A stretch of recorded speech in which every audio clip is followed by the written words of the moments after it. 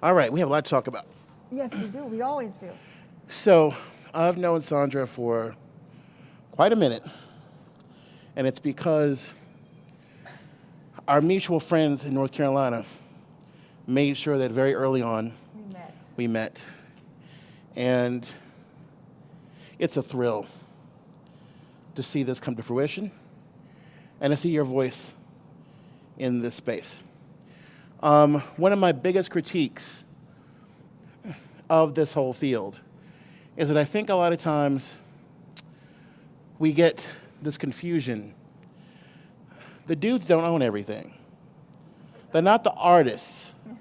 The artists are the people like yourself who saw this cuisine passed down generation to generation, but also have an intellectual and journalistic background and a global experience.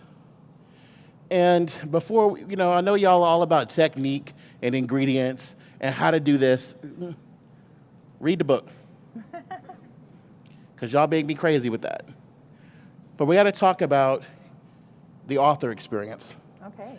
because I know people, they think it's easy to do this. This is one of the hardest things you can do is write a cookbook, because you have to test recipes, you have to take pictures, you have to stage the photography, you have to research and research again. And you also have to deal with people going, oh, they'll open up this book and go, that's not an arepa. That's not an empanada. That's not how my grandmother That's made not how it. my grandmother made it. So therefore, they'll look at the book, pick it up. Oh, this is nice, right? And then they'll slam it when they get angry.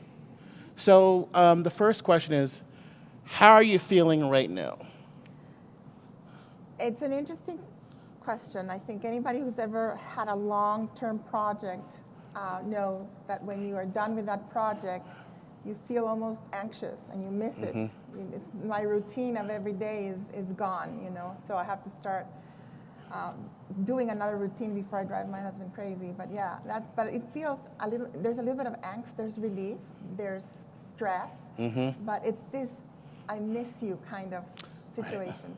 I call it's almost, forgive the analogy, a kind of a postpartum Yeah. thing. Because no longer this thing which is, you stewarded this whole time, is no longer yours, it's everybody's now. Yeah, that's right. And you have to let certain parts of it go. What was the most favorite part about this whole project? For me, it's always the people. Aha. It's meeting the people, it's talking to the people. Whenever I write a book, it's not about me, it's about the people who have come before That's me. it. And in many ways, some people that I'll never meet. But for this project in particular, a lot of people that I got to meet through Zoom and through technology that we have now, because I started doing the recipe part of the book when COVID hit. And literally 5 days before we were leaving, my husband and I, on a 23-city trip, the world was shut down. And I had all these appointments and places I had to go and libraries, and what was I going to do? So a friend of mine from Panama said, let's do, this chef is so bored, let's do a cooking class, his restaurant is closed, what would you like to do? And I said, well, let's do one traditional Panamanian recipe, but would it be possible for me to interview all of the attendants? And that's how it started. We did that. We had he taught the sancocho de domingo, which made it to the book, and then there were 16 other cooks, and I asked each one of them how their mothers made them, how their grandmothers made it, how did they make it, what had changed. And that became the model for many, many, many of the recipes in the book. Wow. So for me, the most valuable part of the book, the most meaningful part of the book were the people. I think we both share this. We're cultural stewards. We feel a responsibility. It's not, I think a lot of people tend to look at the celebrity chef culture and cookbooks as that person knows everything about food. As for us, it's about the fact that we understand these things will change, they will evolve. Some things will be forgotten if we don't record them. Exactly. Some things have already been forgotten. Some things have already changed drastically. But we have to do that work. But we're also adding our 2 cents in. So I want to know more about you and your journey as a Guatemalan American, as a Latina, that, I know you through Southern Latino table, which I think is very close to kosher soul and Very the much spirit. so, yeah. But I want people to know who you are. Okay, so I was born in the United States, and I was 4 years old. My parents were Guatemalan, and my parents decided to go back to Guatemala. My father was an oral surgeon, my mother an economist, and even though my dad had been offered the job of a lifetime at Yale as a doctor, surgeon, and a teacher, he said, I can't stay here. I've got to go and build my country. That pride of being Latin Americans is something that is very important and something that I see missing a lot here. It's pride of where you come from that impulses you as to where you want to go. I always knew I was going to be a writer. I remember telling my dad when I was 11 years old, I said, Daddy, I'm going to be a food writer. And he laughed at me and he said, you're going to starve. And I joked with him and I said, well, that's why I became a food writer, Dad, because there's food around me all the time. But that was a concern for him, that I would go into an art form that is not respected and not valued as much as being a doctor or being a lawyer or your traditional things. But I was very lucky that he saw the value in sending me to the US to learn and to become an English writer. I have a friend from college that I haven't seen in decades, and I'm so happy Maureen's here today. But that changed my life, because when I was at Smith, not only did it show me that women had power, that women had a voice, but it also allowed me to learn how to research and learn how to go back into the past without any kind of tie, without any kind of limit. And that is an American thing. For a woman who came from Latin America 40 years ago, we still had not had our female women revolution, and that was new to me. I got a voice, and therefore that made me feel very responsible to use that voice and to open up the way for the women, including my 2 daughters and granddaughters who are coming behind us. I had to process that. I can go back to the past fearlessly. I can go into the future fearlessly. I can do things the people I came from weren't able to do. Yes, I can be their voice, but again, for the future generations, I can be their pride instead of feeling guilty. I look at the future of, yes, our history is so full of strife, it's so full of injustices, it's so full of pain, but what are we going to do with this? Right. Are we going to stay angry? Are we going to stay always in a depressed situation? I am not a depressive person. I broke my neck literally when I was writing this book, and I was told I wasn't going to live, and then I was told I wasn't going to walk. And I'm sorry, but I didn't take that. And I said, no, I'm going to do both of those things. You just don't know And me. be a food writer. And be a food writer. I have a book to publish. I have to do this. So I'm not somebody who likes to hold on to the negativity. I like to move forward. But what impulses me is the fact that I think both African American and Latino American kids need to feel pride for their future. They need to feel that if our ancestors were able to do it with all the difficulties they had, which is nothing compared to what we have today, they will be able to do it much better than we can and catapult forward. It's almost like giving them, it's not permission, it's like a challenge. Go and take it and go forward and be proud. You have opportunities, and if you've not, you know how to make them out of nothing. Yeah. Something out of nothing. And even that is so important, because we forget, when people hear Latin American food, this is where they're going to go. Oh, you mean Mexican food. Oh, you mean something with some cheese in it, some meat in it, some tomatoes, and some onions. Forgetting the fact that just that one cuisine is over 10,000 years old. Yes. We're not talking about what happens when the Spanish show up and mess everything up for the indigenous people and Africans. We're talking about a collision of cultures, of words, of languages, of values, of opportunities, of triumph, of tragedy, of struggles that people naturally incorporate and weave together over time. Through food. Through food. And the food tells us stories sometimes that people cannot tell. So Latin America has a lot of different culture, societies, even within Guatemala, Honduras, Salvador. There are regions. There are somebody who lives in the mountains And so when those in the coast, that might be different, or they're indigenous, or Afro-Latin, or Lebanese. Yes. Yet Latin America has lots of Lebanese people and lots of Japanese and Chinese communities as well. The oldest Chinese settlement in the Americas is in Panama. Exactly. Not New York, not San Francisco. You know, there's the Filipino community in the South goes back over 200 years in Louisiana. We are not talking about people who just showed up because you don't see them. Argentina used to have a black plurality. And of course, when a lot of Latin Americans, because you know DNA for me is very important in genetic genealogy, a lot of Latin American folks will do their DNA and they'll be like, how am I part Moroccan? How am I part North African? How am I part Middle East? How am I part Jewish? And I'm like, did y'all not read that chapter? Yeah. That little thing happened called the Inquisition. And people fled that. And so it's, you know, oh, Shakira is Middle Eastern and Latina? Yeah, it happens. Because if you were to describe for our audience what Latinidad means to you, what would you say? Latinidad to me is the real melting pot. We talk about the melting pot here in the US, and we want to be the melting pot. We are not a melting pot. We keep dividing the potatoes from the carrots, from the beets, and putting them all in different corners of the pot. We're a mise en place. That's right. We mise en place all the time. And if we continue this way with the fact that we want to erase all kind of diversity, we're going to have a pot of boiling water, period.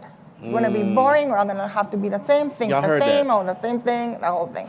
Latin America is really the melting pot. It's where all of these cultures descended from all over the world and integrated almost as quickly as they descended onto the land.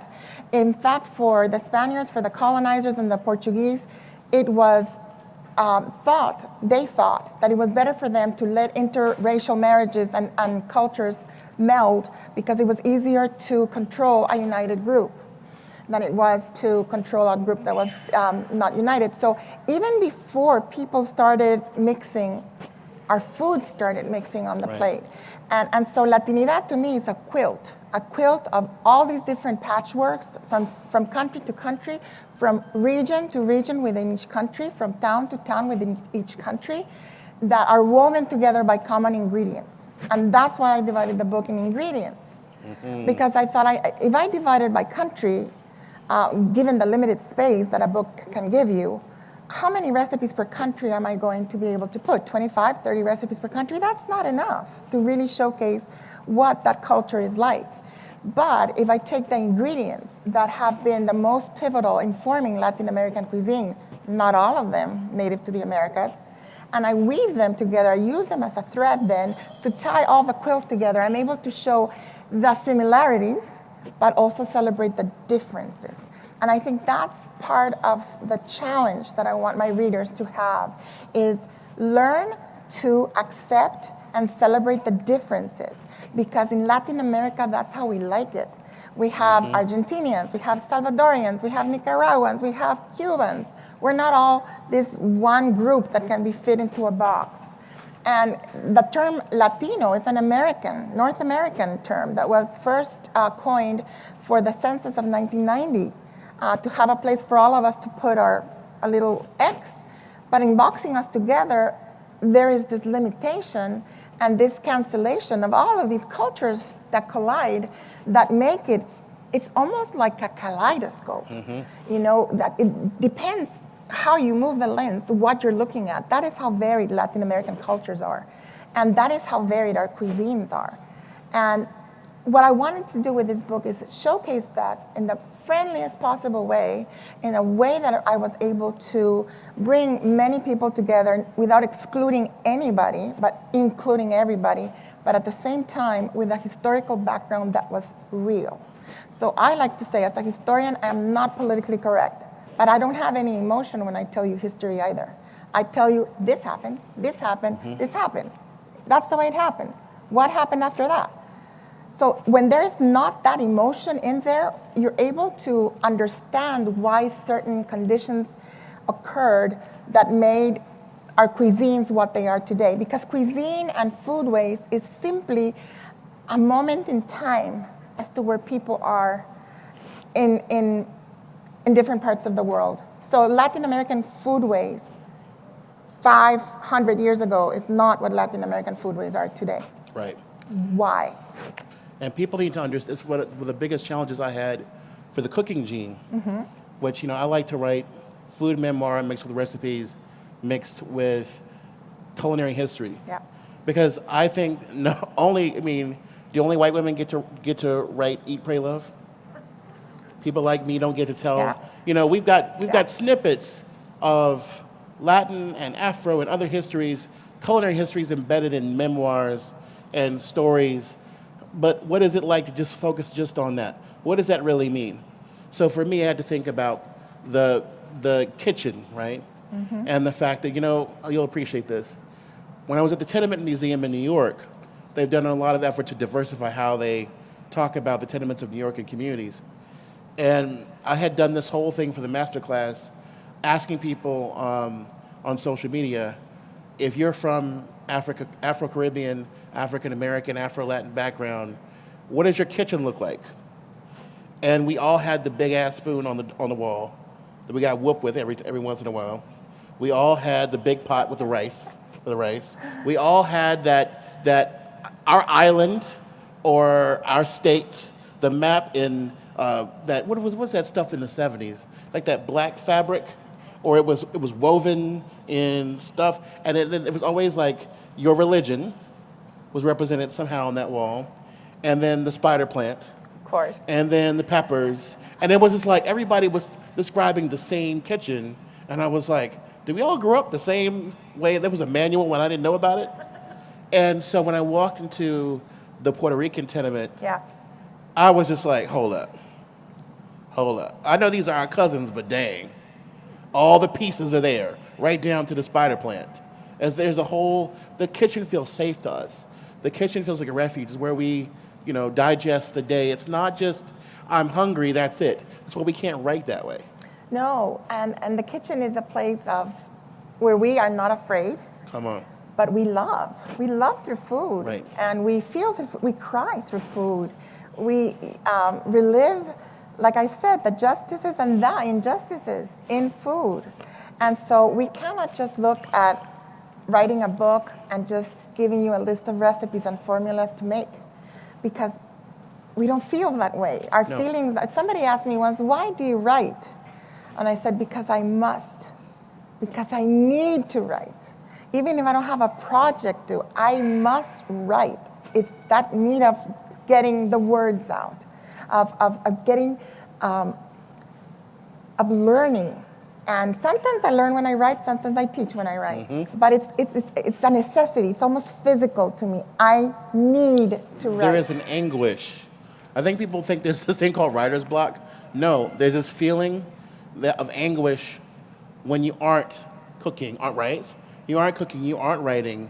When you've had enough, you start writing. Yep. When you've had enough of that blankness or that struggle, because it helps you heal things.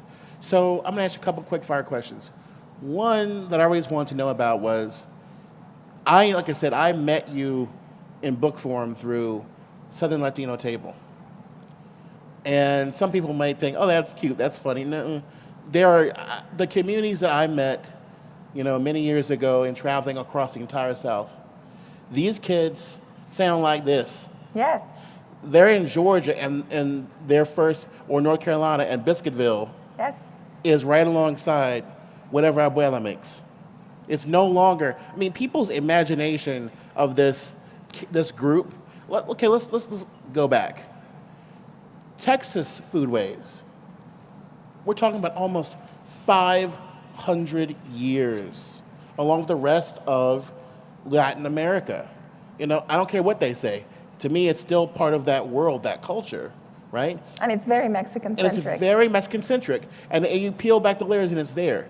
So, all of that's in that. So the first quick fire question is, what are the basic ingredients that this book is based around? The basic ingredients: corn, Of course. beans, tomatoes. But then there's rice. And rice wasn't native to the Americas. Plantains. Can you imagine a Latin American cuisine without plantains? It's part of our trinity of beans, rice, and plantains. And plantains are from Africa. They're not Latin America. Avocados, Coconut. Coconut is also not from Latin America. And a few more. Yuca, Okra, okra. so garlic. Well, there wouldn't be any cuisine. And I was reading about this today in your book, in Kosher Soul, the importance of onions in our cuisine. The very first flavor base in the whole world is oil and onions. That's right. It's what we in Latin American call sofrito, or the base for sofrito, what was known as sofregí in the old days in Catalonia, in the moment of the Andalus. And we have that in common. So when you start seeing all the things in similarity that we have today, and you start finding the roots of where they came from, you realize that Latin American cuisine cannot be monolithic. Right. It's got to be a plurality of people, a plurality of religions, of thoughts, and colors. I joke, I'm married to a blonde and blue-eyed Guatemalan, who whenever we go to a party, he's sitting right there. Whenever we go to a party, he gets to hear the gossip because people don't think that he can speak Spanish, right? We went on our honeymoon and we were on one of those gondolas, going up the hill in Europe. And this Latin American couple was having a huge fight. And we were sitting right across from them. Wow. And they said, oh, we don't have to worry about these two idiots. They don't understand anything we're saying. And we were quiet the 40 minutes up. And once we got off the gondola, we said, in Spanish, we said, mucho gusto, have a wonderful day, in Spanish. And they were like bowled over and so embarrassed. But, so we break stereotypes. And you and I break stereotypes. Not only personally we break stereotypes, but also the way that we write about our food, we strive to break the stereotypes that have tied us and have tied our people together for so right. long. What is your favorite Southern Latino food? My favorite Southern Latino food is gotta be collard green tamales. Y'all mad that right now it's not an Oprah moment, right? Like you can't go beneath your chair and be like, ooh, collard green tamales. I'm mad too, shoot. Reminded me of your krepla. Yes, collard green krepla, right? Mm-hmm. Like you can, like it's pretty basic. When South Asian people, West African people, Latin American people, and East Asian people are doing the same thing, it's probably genius. It's probably gonna work, because this is not the third world. This is the ancient belt of humanity. Mm-hmm. And like you said, cooking that onion, I mean, right now we smell onion, right? We're all like, something smells good. How many times you walked up in his kitchen and be like, the garlic or the onion? You're like, something smells good. Yeah. They could be making some nonsense. And y'all be like, something smells good, don't it? And that's because we already know that's a sabor. Mm-hmm. There's a new cookbook that I help review, Sabor Judío. Yeah. Jewish Mexican food. Yes. Like, whoa. And then, like, I've heard about all these, the Chino Latino food culture. I'm like, what? How did I miss this? The first book that I wanted to write, and this is another area in which you and I have a lot in common. Publishing houses haven't been ready for our voices for a long That's time. Right. But when I took this first proposal to my agent 15 years ago or more, she said, they're not ready for this. No one's going to buy it. But the first book that I wanted to write, and I incorporated a lot in the history of this book, was all of the Latin American culinary movements, the Afro-Latino, the Chino-Latino, the Arab-Latino, the Judeo-Latino, because that is what Latin American cuisine is threaded through, if you will. Of course, our Native American cultures and our tribes and our indigenous people are at the base of Latin American cuisines. But you also have a lot of other cultures that have come in and left a beautiful, sweet mark, despite the sadness in history. That is my silver lining of history, is what we are able to put on our plates that soothes our souls, that feeds our spirit, that makes us feel loved, understood, and that we matter. And I think no matter what's happened in the world, if we are able to find that one silver lining that brings all humanity together at the same time on a plate, we found a place where we belong. Yes. Guatemala. This is DC area. I grew up here. heavily Central American, as opposed to other places. What defines the cuisine of your homeland? Of Guatemala. The cuisine of Guatemala is Mayan-based, very heavily Mayan-based. So you've got a lot of tomatoes, a lot of moles, a lot of, not moles like Mexico, but moles. Pepianes is what we call our similar mole sauces. But then we have a lot of Spanish cuisine influence and a lot of Western European cuisine. But if you go to the east, northeast of the country, you will find a lot of Chinese influence. If you go to the side where the Atlantic is, which is the coastal north part of Central America and Guatemala, you will find tremendous African influences through the Garífunas mostly, who brought their use of coconut, their use of combining rice and peas, which once in Latin America became rice and beans. And you also see this in the Latin Caribbean. So it depends in what area of Guatemala you're in, but the majority of it, I would say, is a mix between Mayan, Spanish, and Western European. So because you're the expert, I need to know, when we say English influence with American culture, American food, what people don't realize is that England itself is one part of the British Isles, and that within that very small space, there's a plethora of cultures and approaches to the language. Yeah. It's not the same place. The best thing I ever did was take a train from London to Edinburgh, and every stop was a different accent. And the further you went north, the less you could understand. Everybody get on the train and they'd be like, wait a minute, I thought we all spoke English here. And it was easier for me to communicate in the Spanglish I grew up in, or this patois of stuff, than it was in English with different accents and words in the United Kingdom. And that just taught me where I was. So when we talk about the Spanish influence, Spain is huge. Portugal is not as huge, but very influential.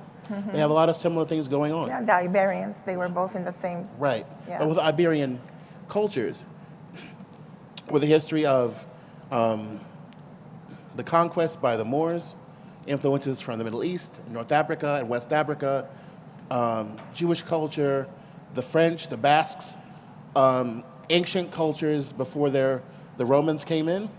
So what is the Spanish part of Latin American food? Okay, the first thing I would say the Spanish part is no heat, no chiles. So if you go to Cuba, you go to Venezuela, you'll see no heat whatsoever. That's that stereotype that I'm chopping right there. Not all Latin food is spicy, hot. Spicy flavor, but not hot. The second thing I would say is they bring along all of the Moorish and Arab traditions of how we cook rice, pilaf-based rice dishes. And they brought a lot of the ingredients that they got from the Arabs: citrus, rice. They brought cinnamon. Pork didn't come from the Arabs, but it came from Spain. There wouldn't be any pork in the Americas had they not brought it. Cattle, beef, the use of butter and lard in cooking, that all comes from Europe. The technique of deep frying. The technique of deep frying that African Latinos spread throughout Latin America before they got here to the South, and that was learned by them from the Portuguese, who used to fry in whale oil, and so on and so forth. So whenever I talk about the culinary representation of a country, again, it cannot be monolithic because it comes from all other parts of the world. So when the Spaniards descended into the Americas, what I say is there was this side of the world didn't know what this side of the world was eating, and once they mixed, it became a tsunami, and it hasn't stopped. The world, for the first time, started going round and round and round and round, and it hasn't stopped. So that would be the influence of Spain, I think, in Latin America. However, the French had a huge influence in Latin America too, and it's not mirepoix, which everybody assumes is. Right. It is gigot, which are the ovens, the use of ovens to roast meats. That is French because do you all know that barbacoa is really Latin American? that it was the Taino Indians of the Dominican Republic who first barbecued, called it barbacoa, put meat on a stick. It wasn't beef, though. It wasn't pork. It was armadillos, and it was duck, and it was deer, and it was all the other native animals in Latin America. But they're the first ones to do barbecue and the first ones to coin the term barbacoa. So all of that comes into play when we're talking about food. We think we know a place for their famous dishes, but it's only part of the whole point of plenty. Right. What I love about this is what we have to prove versus what other people have to prove. So a couple of years ago, there was an exhibit, I think it may be still up in the Atlanta History Center, about barbecue. And there was a independent scholar and I who passive-aggressively bumped heads. And he was like, well, there's no way he can prove what he's saying about barbecue. And I said, if you go to the part of Africa where there's cattle, there were no cattle in the Caribbean for the arrival of the Spanish. There were no animals that you had to cook for a long period of time. And we were all, pre-industrial people who, built frameworks and smoked and grilled and roasted our food in a certain way. And I talked about how in Hausa, which is one of the major cultures and languages of the Sahel region, there are over 50 million Hausa speakers. Mm-hmm. Alone, that's one ethnic group. I'm sorry, wait a minute, that's wrong. There are 50 million Hausa, but there are probably 75 million because they're with the Fulani, they're with other groups. It's a trade language. Everybody knows a little bit of Hausa. So in Hausa, the word to grill, to toast, to use an enormous amount of wood extravagantly to cook is babake. Amazing. Babake meets barbacoa. Yeah, there you go. But when we say it, we got to prove it, right? But when they say that the French invented the term barbecue with to the head to the tail, then it's accepted without any sort of contest. And it's so frustrating because this is about us preserving and loving our food, but also preserving our contribution. Yes, we made change from way back. We're not just doing it now. We have always been a great catalyst for change and for things that really matter. Where would the world be today without corn? As malign as corn syrup and American hybrid corn is, corn, the traditional heirloom corns, have fed the world. Mm-hmm. And if it hadn't been for the uncultured indigenous people, the Aztecs and the Mayans, who had to figure out how to cross-pollinate male corn with female corn, and then how to produce corn that was edible through nixtamalization so that the niacin could be absorbed by the body, the world would have starved. But they're not given credit. Right. It's we who have to give them credit and say, look at how smart and advanced these cultures were. But now we have a cultural space where people feel comfortable saying things like, oh, those people were savages. Yeah, they actually say this nonsense now. Yeah. And what gets me is like, okay, without those savages, you wouldn't have high-level mathematics. You wouldn't have a calendar. Calendar. You wouldn't have cassava. That's right. Cassava is fed most of the planet. You wouldn't have the number zero. There's number zero. I mean, these beautiful pyramids, the fact in the Haudenosaunee Iroquois culture, they looked at the British and said, why does your government have no mothers, have no women elders? How can you have a government without women? What's going on here? So I mean, it's a nice fantasy for people to sort of demean and denigrate indigenous culture. But the reality is, when I was growing up, this was one book I checked out of the library like every month, and it was a book about the Aztecs. Mm-hmm. And I checked it out because there were these beautiful pictures of Tenochtitlan.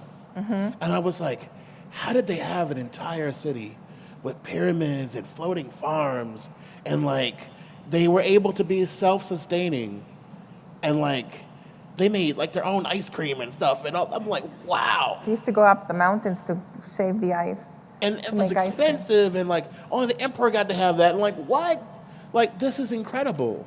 And now it's like underneath layers of churches and other things. So that part really fascinates me.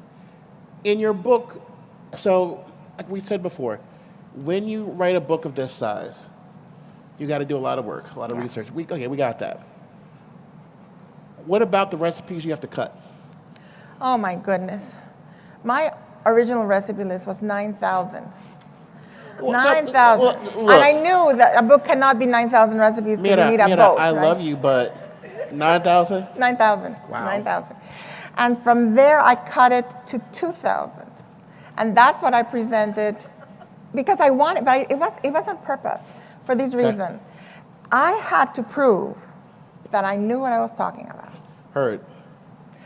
When I went to a publishing house and I met white publishers, I had to tell them, this is what I know, and guess what? You don't know any of it. And you have to prove it. You are a wise Latino. Ah, well, you know, it's my grandmother in me. It's that sazon. I just don't take no for an answer. Right. You know, I just think that there's so much out there. And this book, even though it's one of the biggest ever written on Latin American cuisine, is not even the tip of the iceberg. It will take hundreds of people like me to write and still not cover the entirety of Latin American cuisine. That is very important to me. This is not the only book. I hope there are many, many, many books coming in the future, and that this book opens the road for more Latinas, of future generation, and Latinos to have a voice and be listened to and to be published. Because I think the hardest thing for me was getting published. It's not easy to get a contract for a book. My writing career goes back 30-some years. And when I wrote the first book, The New Southern Latino Table, people went, oh, you became famous overnight. And I'm like... They don't understand. Listen, folks don't understand. 40-some years of... Here's the deal. Cookbooks are not remunerative. I'm going to repeat this. Cookbooks are not remunerative. They are not some huge payday. What's my sister's name from Kinston, North Carolina? She won PBS. Vivian Howard, right? Yeah. So Vivian Howard had an amazing advance for her big North Carolina cookbook, like $600,000, $700,000. You're thinking, oh, that's awesome, right? Baby, let me sit down for a second. Number one, with someone like her of her profile, who definitely has the restaurants, the television show, the actors, the photographers, that $700,000 is going to get divided, first of all, into 4 pieces. You get a check on signing, and that check on signing has to be able to pay not only your sabbatical time to write the cookbook, but all the people you employ to make sure that when you deliver to the publisher, that your book is sound. That's your recipe tester. That's your photographer. That's your food stylist. Yeah. Right? And for some people, they don't know what they're doing, so they go all out. And these people take advantage of them and say, well, you know what? That'll be $25,000 for a week. And I'm like, no, baby. Look, what's going to happen? This is what's going to happen. What we're going to do is this. I'm going to rent an Airbnb. You are not going to go to the hotel and run up a tab at the bar.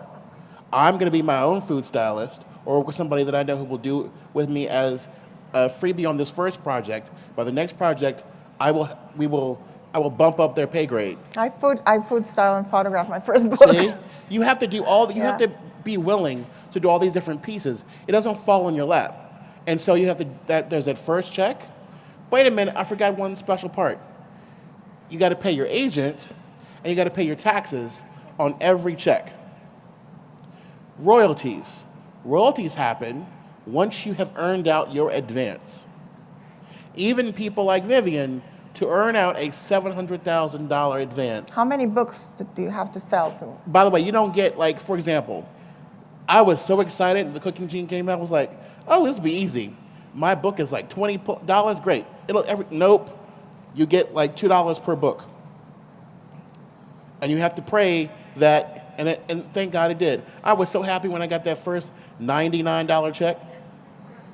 It meant that in 6 months, I had earned back my advance. That's unheard of. Nancy McDermott, a mutual friend of ours and great cookbook writer from North Carolina, she sat me down and she told me the real deal. And I was so upset, and she was like, do you understand how lucky you are? And before I even got to that point, she was like, if you do this the right way, you're going to earn back your advance, and then you're going to get into another level of marketing. This is her first, she's done this before, but this is the first round. when the book comes out, now she's got to get it all the way to paperback. So I'm going to tell you this right quick. You love her, you love me, great. Get on whatever social media Titanic raft that you're on right now, because I know the rest of it's falling apart, and talk to people. Not just talk to people, get on Facebook, show the cookbook as you're making food from the cookbook. Tell people, it costs you nothing to support the work of people like ourselves. It is hard to do this. No one, as we go down the list, the line, when you talk about people who are black and brown authors, only thing we have is you in our communities. And so it's so important to write about them, talk, it's free. And we know what it does. If you love this kind of content and this kind of work, the way that you support it is by pressing a few buttons, using all of your Insta, Facebook, whatever else you're on. I ain't gonna say the other one. I ain't got time for him. But I mean, use what you have, and you would be amazed once those messages and those conversations add up. It means that we are truly supported. It means that people will say, "Hey, Sandra, we saw you at this place. Somebody said that you did a really great job. How about you come do a demo or a pop-up dinner?" We have to find multiple ways to sell our work and teach about our work. Like you over there nodding. We know this, but I just want to make sure everybody else knows this, that just because we have awards and faces on books and a public presence, it don't mean we hit the jackpot. It means we just got started. Yeah, and I'd say that, again, we write because we must. I love what I do. Right. I don't want to stop. But if I can make an invitation to you, is help me desegregate the cuisines of Latin America. Yes. Help me free Latin America from the stereotypes that tie us together. That's what I need from you. Is jump on our train and just make the stops with us and see what we're seeing. And that's why we put so much love in a book. We put so much time, we put so much effort, and I do it again and again and again, because there's so much to share, and there is so much to celebrate. And at a time in our lives when everything seems to be falling upon us, there is this hope for the future. Right. We need that hope. We need that silver lining that tells us, go forward. The world's not going to end. Look at what's ahead. And that's what we do with our writing. On a last note, before we do a Q&A with the audience, I figured this out after a Kosher Soul, and that was, this intersection of black and Jewish foodways that was really old. And I asked the question, why? Because if you cook for someone, you cook for your family, there's a small measure of hope.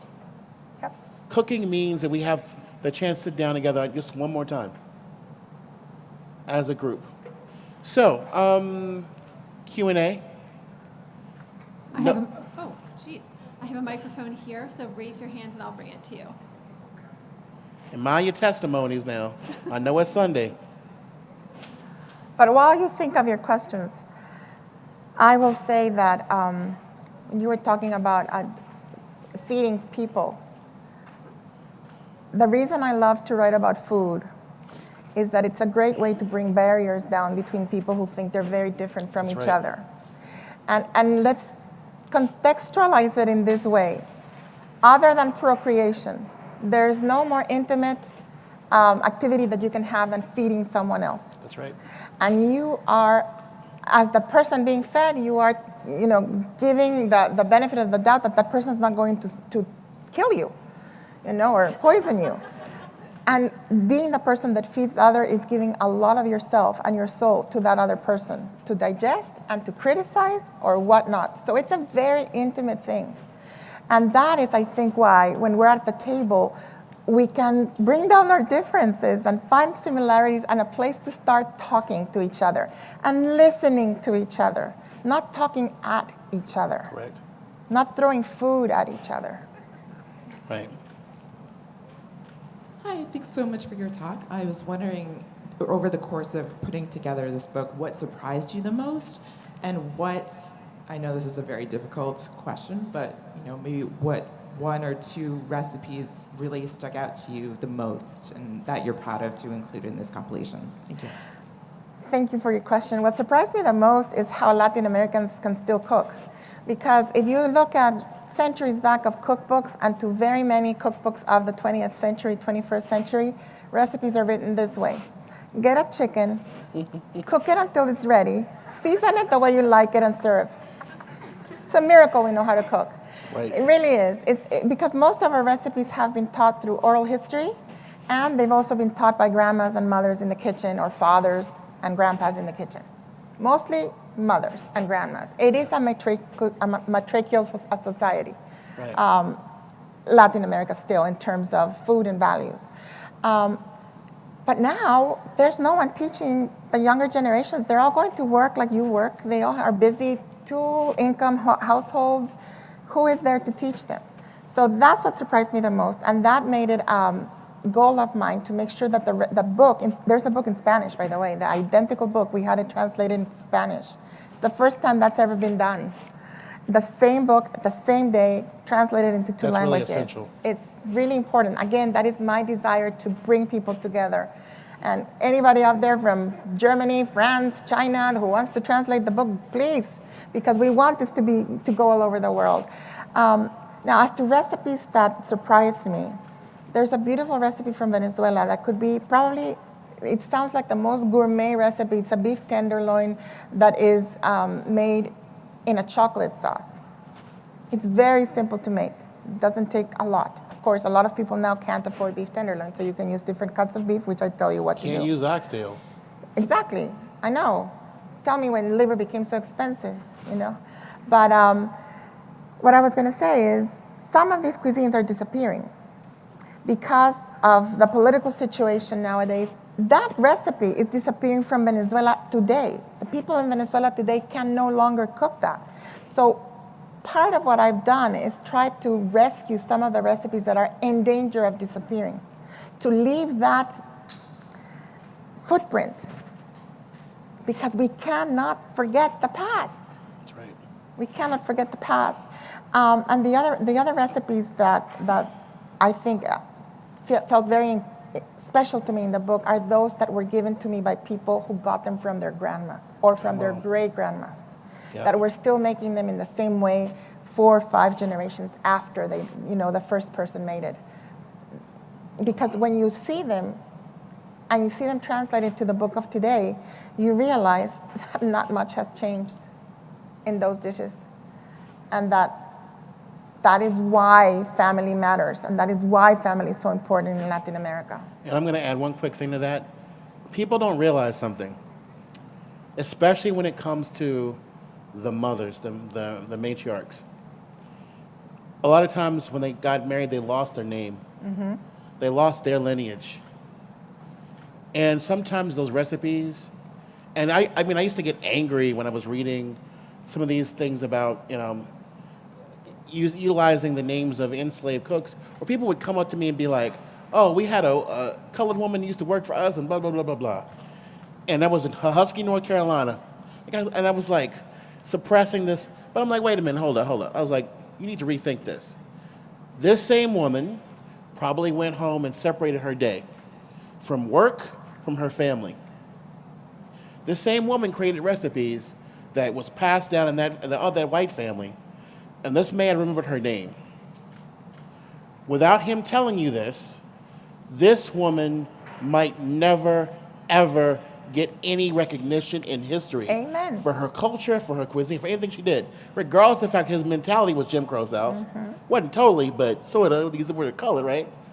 But at the same point in time, what we do is we give these ancestors immortality in a form that they might not otherwise have. With so much dignity, with so much love, Right. and with that desire to keep them alive for a long, long, long time. Right. Food is very powerful.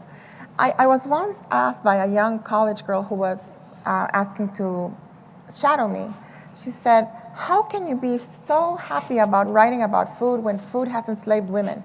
We have just been always barefoot pregnant in the kitchen. And I said, Food has been used to enslave people. Right. But There's so much power in food. There's so much power. Whoever's cooking and buying the food in your home has the power to decide where the money in the family is going to. Is it going to a big corporation that's putting all sorts of additives to your food, or is it going to your farmer who is coming to the market after working all week? Where the power? What are you teaching your kids through food? You know, are you just feeding them French fries from a yellow arch that will be their food memories in the future? Or are you giving them maybe a great potato mash that your grandmother made and that was passed down several generations that they'll remember, so that when they're sad or have a difficult time in the future, they can go back and find you if you're no longer there? You realize food can bring people who are no longer there to us, right? Nothing else can do that. You can have a bite. I have seen grown men cry when they've tried something that I've cooked at a class. And I go, what Sensory happened? memory. Yeah, I just remembered. I had this wonderful man who burst into tears, and we were all so worried. And what happened? And he said, I just had a memory. It was a recipe from the New Southern Latino. It was my corn ice cream with praline sauce. He said, I remember being 3 or 4 years old, walking down the state fair with my dad, eating caramel corn. That's the power of food. That's why food matters to us. It's not just stories. It's not just a formula. And when we write about food, there is so much soul and love and desire to nurture. We are nurturers. Yes. Nurturers. Wow. I have another question. Thank you for this talk. I'm very happy to be here. Thank you. And your inspirational words as well. My question to you is, were you able to represent every country, Latinos ones, especially my country, Brazil?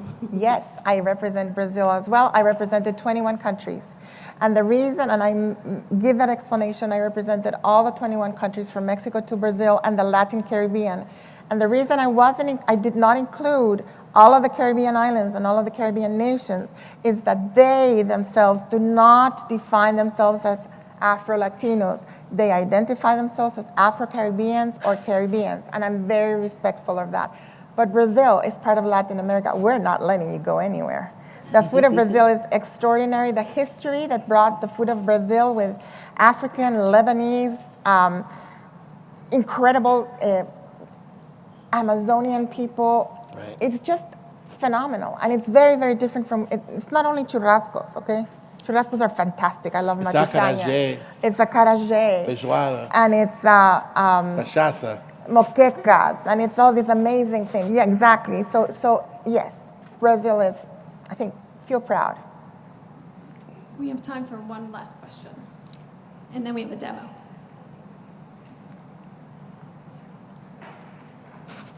Hi, thank you so much for this masterpiece. I see the white corn there. Can you tell me if you had recipes that have blue corn or red corn, and did you have a problem finding those items? So this corn right here, I got in the freezer section. All the photos were taken in my house during COVID. This I found in the freezer section of a Latin American store because it is Peruvian choclo, and I wanted it to be the Peruvian corn. I think it's one of the most beautiful and one of the heirloom corns that still survives today, pretty much in the same fashion that it was centuries ago. Your question was, yes, when I talk about nixtamalized corn, and I will give you the recipe for nixtamalized masa from scratch, I talk about how to make it with blue corn and red corn, because corn doesn't come only in one color. And it has nothing to do with the sweet, delicious corn that we're used to slathering in butter and eating here, which I love, but it's not all that there is. I will say, though, that all of the recipes in the book are made for you, for home cooks. I'm not a chef. I'm a home cook that writes to home cooks. And they're practical. They have been tested dozens of times by people who are professionals, and even kids tested some of my recipes. They're all thanked in the acknowledgement section so you can see. Because I don't want you to go home and think, I can't find the ingredients.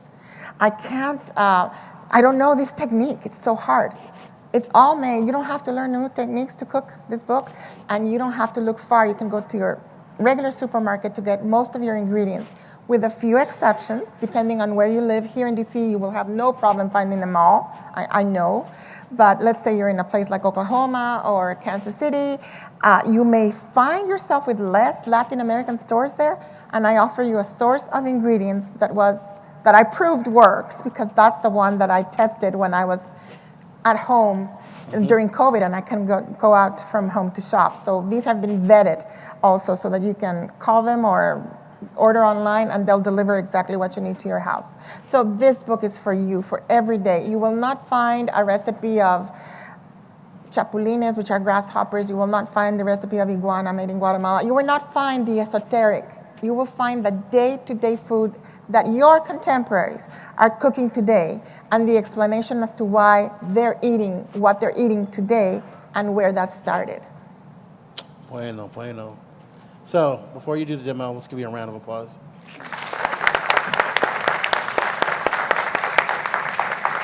I want to thank Michael. I want to thank my friend Michael so much for doing this with me. We have presented together before. It's always a pleasure to talk with you.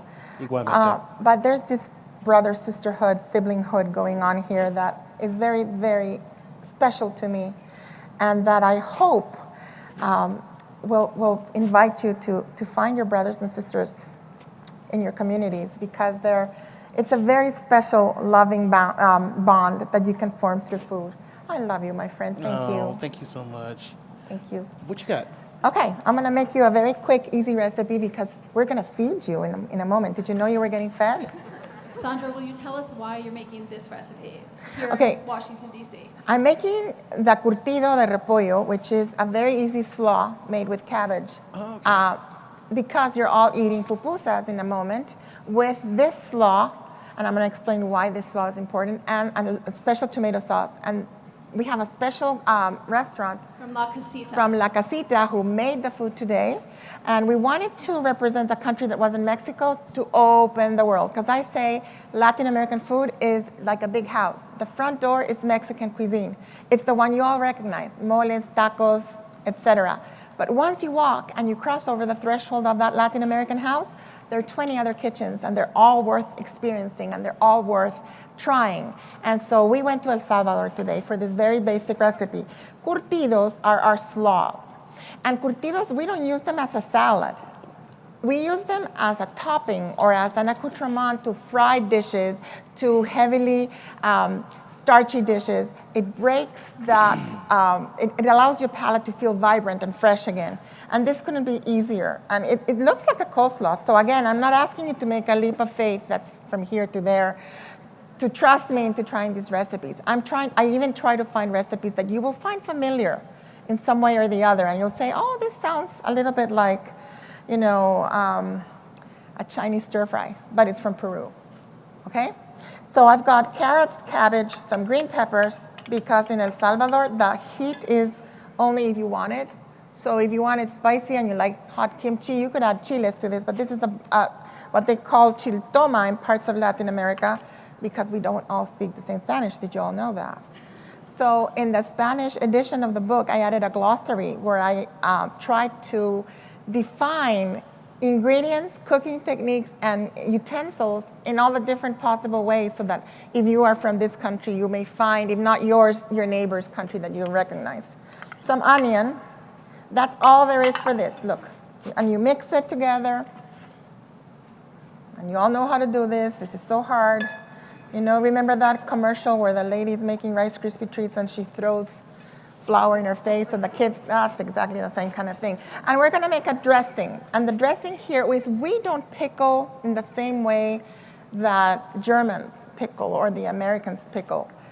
We normally make escabeches, which is that we cook the food in a hot mixture or marinade, but this is one of the recipes that's an exception.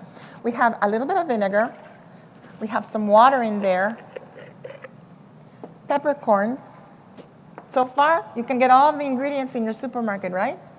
A little bit of salt, some sugar. This can be to taste, but I give you the measurements exactly. You can do whatever you want when you're home. And then dried oregano. This I'm going to leave for the end. And we're going to pretend this is on heat. We're going to bring it to a boil and just let the sugar dissolve. As soon as it comes to the boil, you come and you pour it on your coleslaw. This will work cold too, but it doesn't work the same as when it's hot because the sugar is going to be there. You pour it into your coleslaw. You let it sit for about an hour. Mix it very well. This is going to get all of the natural juices of all these vegetables in out, and it's going to be delicious. And right before you serve it, I reserve the oregano. And I use Mexican oregano, which is now widely available because it's a little bit pungier than your Mediterranean Greek oregano. Greek oregano is sweeter, and they're both delicious. They're interchangeable. But I prefer Mexican oregano for this recipe. And you mix it, and you serve, and you eat it. And I made this in less than 5 minutes, and with buying your pre-shredded cabbage, if you can find it, or whatever, you can make this in no time at all. These are the kinds of recipes I'm giving you. I'm not making them easy for you. This is how they are. So I hope you'll enjoy your pupusa. Think of people from El Salvador who are proud of their pupusas. Pupusas are stuffed masa, harina, tortillas, if you will, thick ones. They're stuffed with different things. I don't know the ones today, but you can stuff them with cheese or with pork or with beans or all of them mixed together.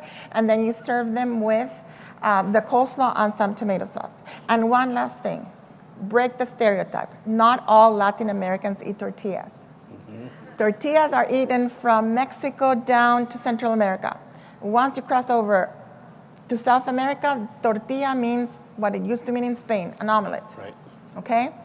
So now we have arepas, and we have tapioca, and we have casabe, and we have beju, and we have all these other amazing things that are made with different flours and different things. So no, Latin American food is not all spicy. No, Latin American food is not expensive. No, it's not hard to find ingredients for Latin American food. And we don't all eat tortillas. And hopefully that opens up your imagination to see what else is in the book. Thank you so much for coming today. I really appreciate it. And thank you to both Fork Books for having this event and for hosting us here. We'll be happy to sign books later and to have conversations with each and all of you. Thank you so much. Sandra will be right out here signing books. Okay. And we have 2 different kinds of pupusas. We do have chicken and cheese, and of course a vegetarian option, cheese and beans. So thank you all so much for coming. Thank you, library. This was so special. Thank you.